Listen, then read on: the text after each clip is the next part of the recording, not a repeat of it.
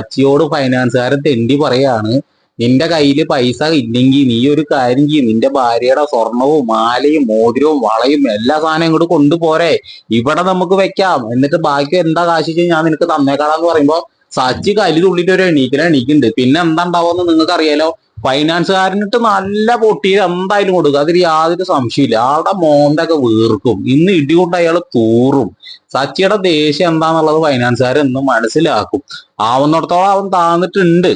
ഇനിയിപ്പോ നാളത്തെ ആണോ മറ്റന്നാളത്തെ ആണോ എപ്പിസോഡിൽ ശരിക്കും നമുക്ക് മനസ്സിലാക്കാൻ പറ്റും. അതൊക്കെ കഴിഞ്ഞിട്ട് രേവതിക്ക് നല്ല രീതിയിലുള്ള കൊട്ട് കൊടുക്കാന്ന് ചന്ദ്രമതി വിചാരിച്ചിട്ടുണ്ടായിരുന്നു. രേവതിയുടെ വീട്ടിൽ നിന്ന് തിരിച്ച് സച്ചിയുടെ വീട്ടിലേക്ക് ചെല്ലണ സമയത്ത് ചന്ദ്രമതി ഇങ്ങനെ സിറ്റൗട്ടിൽ ഇങ്ങനെ നിൽക്കുന്നുണ്ട്, രേവതിയുടെ വരവ് കാത്തിട്ട്. അപ്പൊ രേവതി വലിയ രീതിയിൽ മെയിൻറ്റെയിൻ ഒന്നും ചെയ്തില്ല, പുള്ളിക്കാരി എന്റെ മുകളിലേക്ക് കയറി പോയി. അപ്പൊ ചന്ദ്രമതി അവിടെ നിൽക്ക്, എങ്ങടാ നീ ഇങ്ങോട്ട് കയറി പോണത്? വന്ന വശം തന്നെ കിടന്നുറങ്ങാനാണോ പോണത്?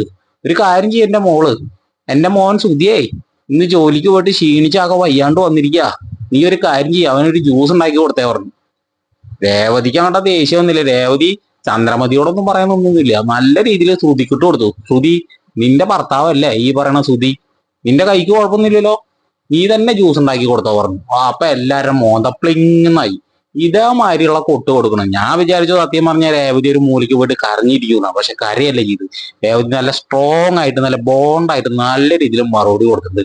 അങ്ങനെയുള്ള കുട്ടികൾ വേണം ശരിക്കും ഇങ്ങനെയുള്ള ഈ ചൊറിഞ്ഞ അമ്മായിമ്മമാർക്ക് പണി കൊടുക്കാൻ വേണ്ടിയിട്ട്. അപ്പൊ എന്റെ ഈ റിവ്യൂ ഇഷ്ടമായിരുന്നെങ്കിൽ നിങ്ങൾ ചാനൽ സബ്സ്ക്രൈബ് ചെയ്ത് ലൈക്ക് അടിക്കുക. ആരും ലൈക്ക് അടിക്കുന്നില്ല, ഒന്ന് ലൈക്ക് അടിക്കൂ, എന്നൊരു വീഡിയോ ഒന്ന് ഷെയർ ചെയ്യൂ. സീരിയലിനെ സ്നേഹിക്കുന്ന ആളുകളിലേക്ക് ഷെയർ ചെയ്യൂ.